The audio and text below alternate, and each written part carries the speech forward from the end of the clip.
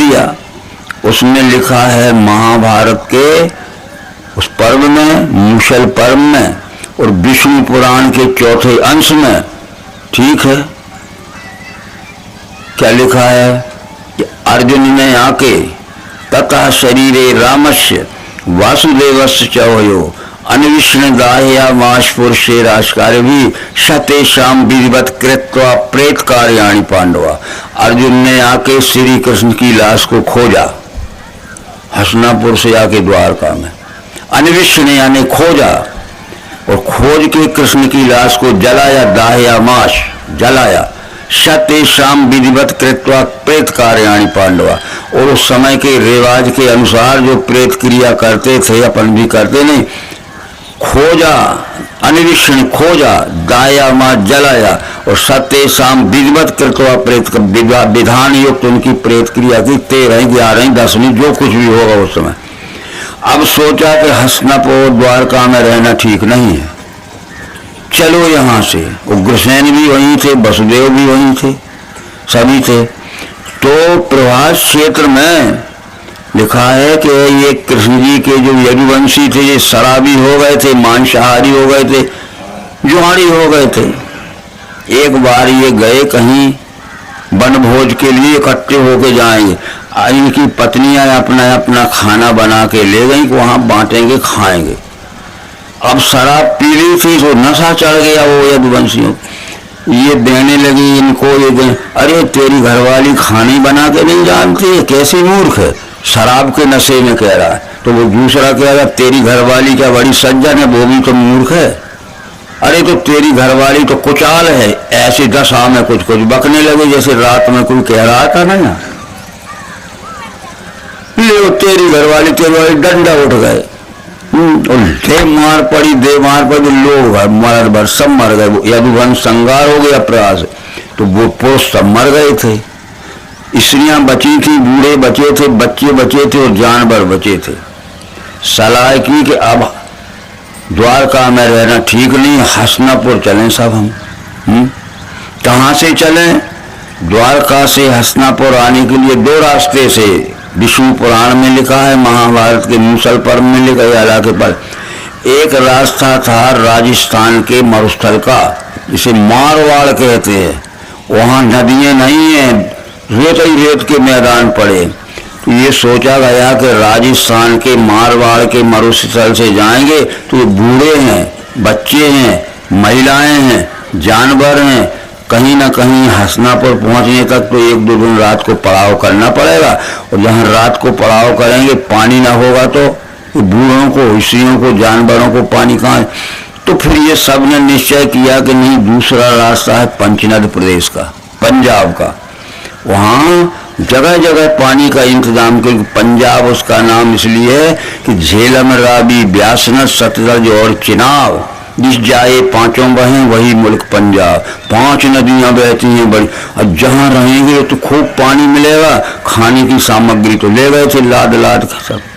तो रात को जहाँ ये ठहर गए, उन आबियों ने देखा, इसमें लिखा है भागवत में, विश्व उसमें महाभारत में लिखा है, उन्हें आबियों ने देखा, अरे अर्जुन तो अकेला है, न फौज है न कोई हथियार है, और देखो जी स्त्रियां हीरा मोती पुखराज के बड़े बड़े हार पहने हैं, और कैसी साड़ियाँ पहने हैं जिसमें सोने चांदी के बेल बूटे भरे हैं।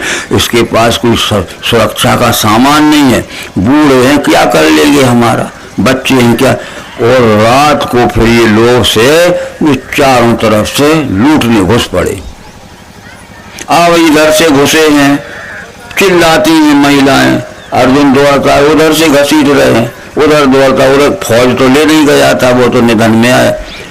और जितनी महिलाएं थी, इनकी आदत होती कहीं भी जाए सोना चांदी खूब लाद कहीं जाए, तो वो के कारण वो लुट गई।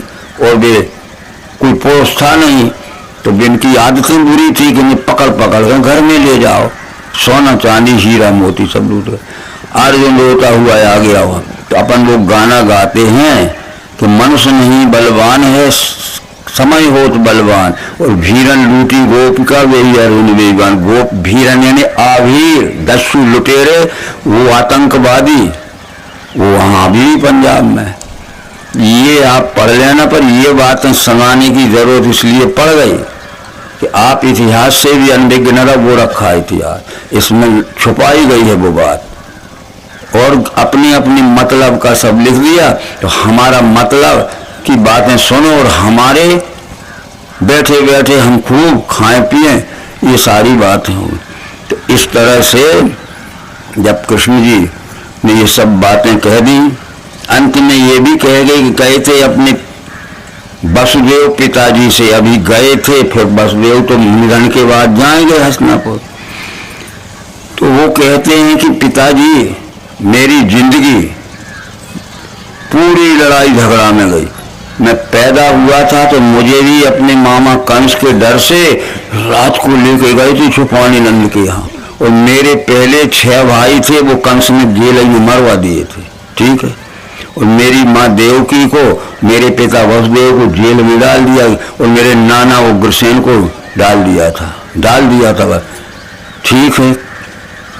इन सब बातों को इसलिए ये बातें हैं कि जन्म से लेकर फिर अघासुर बगासुर सक्तासुर दुनिया भर चाणूर मुष्टक और कुबल लड़ते मरते लड़ते झगड़ते पूरी जिंदगी चली गई। अंत में मैंने जब मामा कंस को मार दिया तो जरासंध की 2 पुत्रियां कंस को ब्याही थी। जरासंध का कंस कौन था? दामाद। कंस मर गया तो ये दोनों पुत्रियां आ गई अपने पिता जरासंध के बाद कि हमारी जिंदगी को धिक्कार है, अगर उस कृष्ण को पकड़ के नहीं लाते और जान से मार के नहीं आते तो हम आत्महत्या कर लेंगे, हमारे जीने का क्या धर्म रहा। खूब प्रयत्न किया, इसमें लिखा है कि 17 बार जरासंध ने कृष्ण को पकड़ने की कोशिश की या मारने की, पर बचते रहे। अब आखिर में वो आ गई अपने पिता जरासंध के पास, दोनों पुत्रियां, कि हमारा मन बहलाने के लिए तुम खिलवाड़ सी कर रहे हो। जरासंध आदमी, ना उसके पास फौज है, ना कोई धन है, ना कछु है, हमारा मन बहलावे के लाने का। आज अगर एक कृष्ण को पकड़ के मार के नहीं आए तो ये राजमहल के दरवाजे पे बैठी हम आत्महत्या कर लेंगे। खूब जोर से कहा, रो रो के बेटी मन। तो जरासंध ने कहा कि आज ही पकड़ के लाऊंगा। बहुत भारी हमला किया। तो ये भागवत में ये बात लिखी है कि उस समय कृष्ण का स्वास्थ्य ठीक नहीं था, कुछ ना कुछ रोग था, थोड़ी बहुत जुकाम पर रोगी अवस्था में भागे जरासंध से, और पहाड़ कूद के समुद्र पार करके द्वारका ऐसे भगे थे। इधर भी यही मुसीबत थी, उधर भी वही। तो ये कह के गए थे कि हम एकांत स्थान में जाके अब ऐसा उपाय खोजेंगे इस संसार में बिना लड़ाई झगड़े के, बिना युद्ध के, बिना नरसंहार के, बिना खून की नदियां बहे, ये सुख शांति हो जाए। 1000 जन्म तक और 1000 युग तक युद्ध चलते रहे तो कत्लेआम होगा, खून बहेंगे, नदियां हुई, शांति। हम तो ऐसा उपाय करेंगे कि बिना लड़ाई झगड़े के। इसलिए अब इस देह के त्यागेगा पाऊंगा श्रेष्ठ लोग। कृष्ण का शरीर छोड़ के इससे और ऊंची जगह पे आना है, बस, ठीक है। ये बातें लिखी हैं। कृष्ण ने कहा कि मेरे बहुत जन्म हो चुके हैं, तुम्हें जान मालूम नहीं है, विविधि कर्मों से तात केवल पुण्य योग से गति मर्त्य यही पावे प्रतिष्ठा देवलोक की। पाए अनेक ही मृत्यु और जन्म पुनः पुनः। मैंने हजारों बार मृत्यु ली, हजारों बार जब मैं पाए अनेक ही मृत्यु और जन्म पुनः पुनः, और देखी अनेक माताएं पिता पर।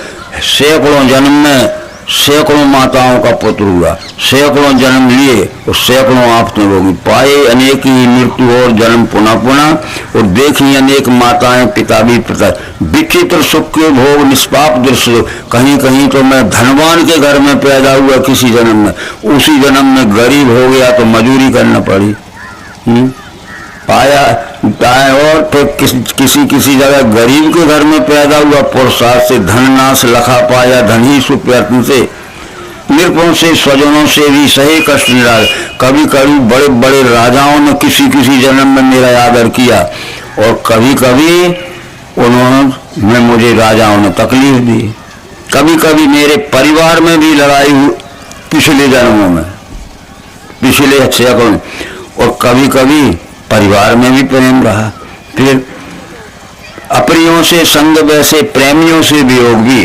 कभी कभी ऐसे लोगों से मौका पड़ गया कि मुझे अप्रिय लोग मिले, विरोधी लोग मिले, तो उनसे बच के रहना पड़ा, डर के रहना पड़ा।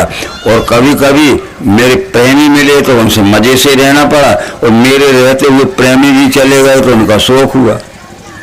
पाए अनेक ही जन्म और मृत्यु पुनः, पश्चात प्राप्त हुई सिद्धि है आत्म प्रसाद। हजारों जन्म लिए हैं मैंने, तब कृष्ण पद पे आया हूं।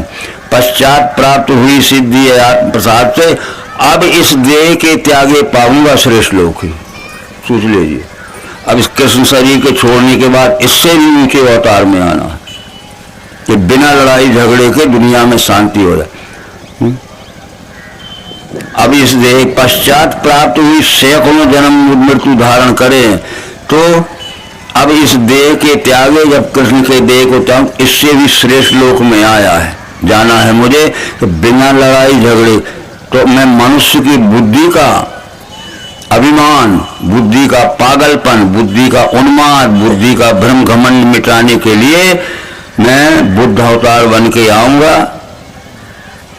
और कलयुग के 5000 वर्ष के समय लग जाएगा मुझे, तब मैं जब ज्यादा झगड़ा हो रहा, तो ये कलयुग के 5000 वर्ष जब चले गए तो वही कृष्ण अब इस देह के त्यागे पाऊंगा श्रेष्ठ देव हूं। मायरन चेतना के नर्मदा किनारे आ गए।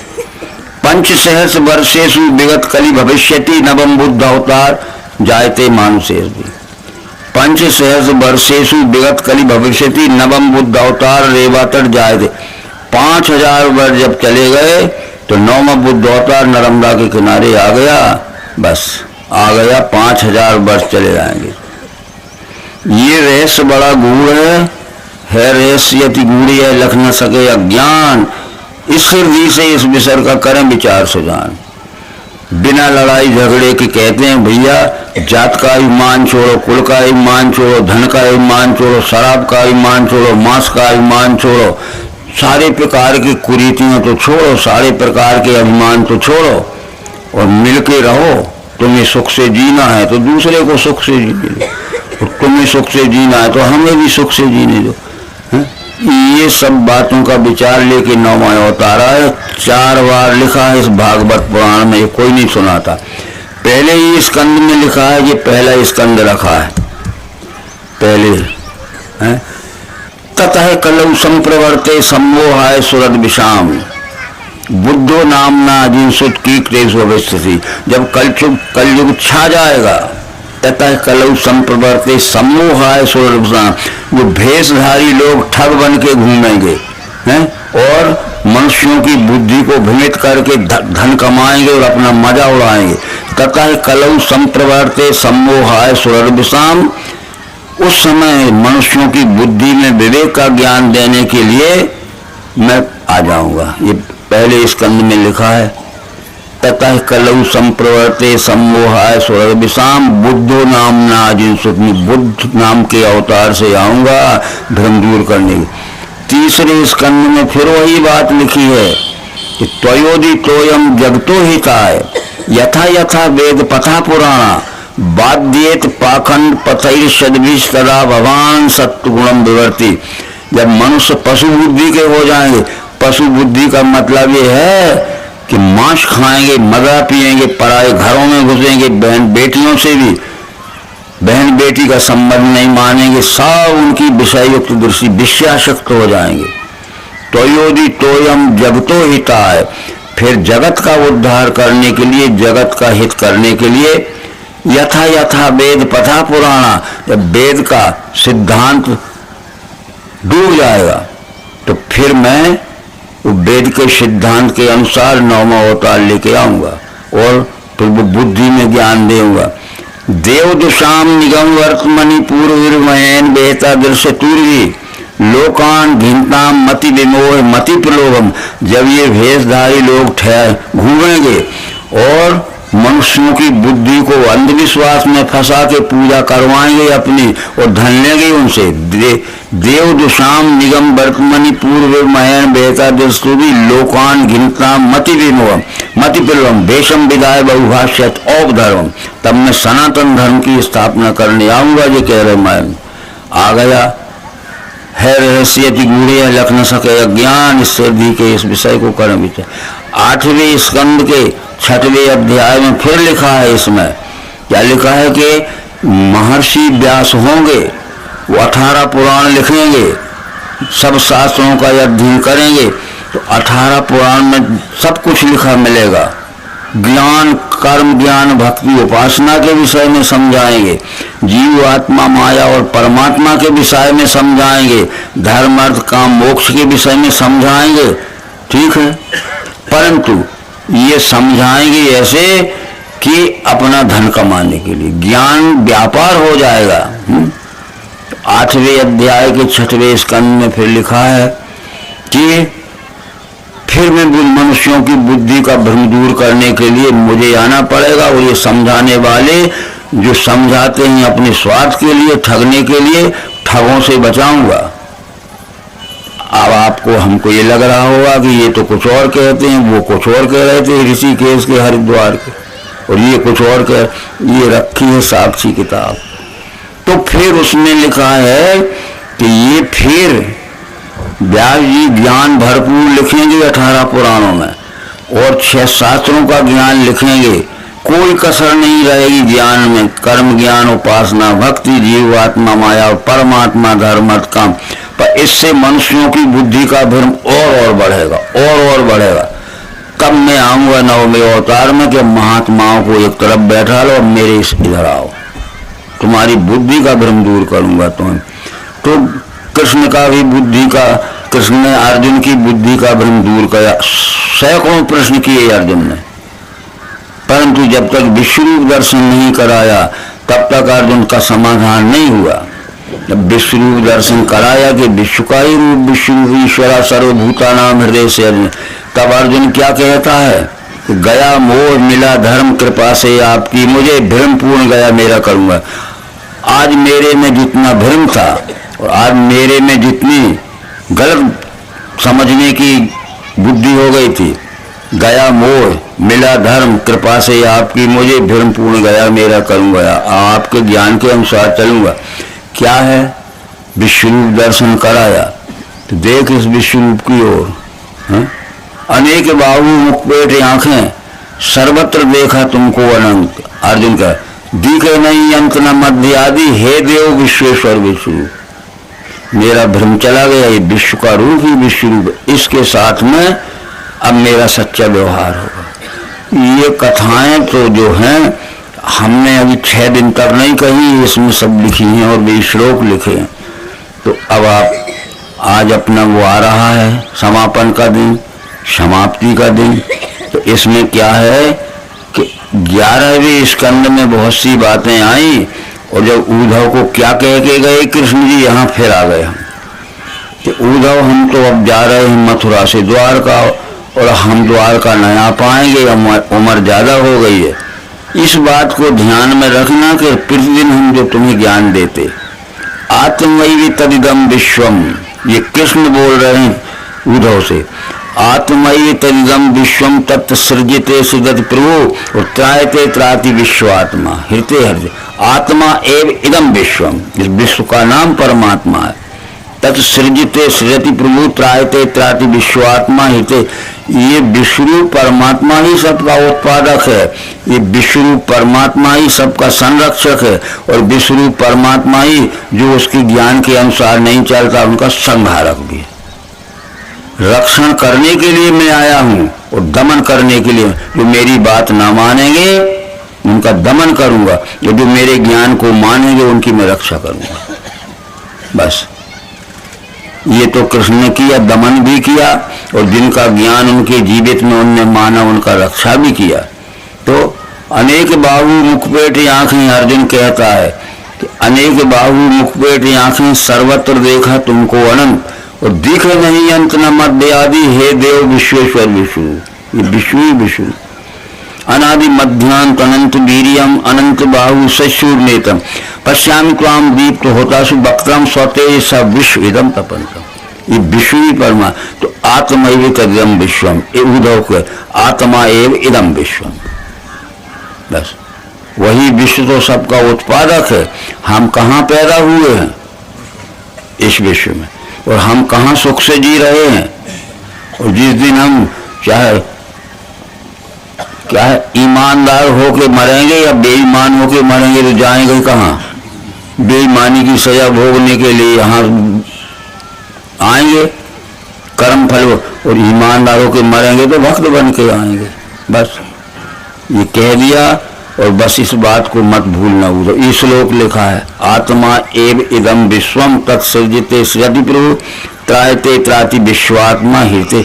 मैं ही तो उत्पन्न करने आऊंगा और मैं ही तो रक्षण करने आऊंगा, और जो मेरी बात को नहीं मानेंगे उन्हीं का मैं ही दमन करूंगा। देखो हमारे पास दो हाथ रहते हैं ना, इन्हीं हाथों से हम किसी को भैया शांत रहो हम मदद करेंगे तुम्हारी, अरे शांत तो रहिए घबराते क्यों, हम मदद करेंगे, ऐसे ही हाथों से।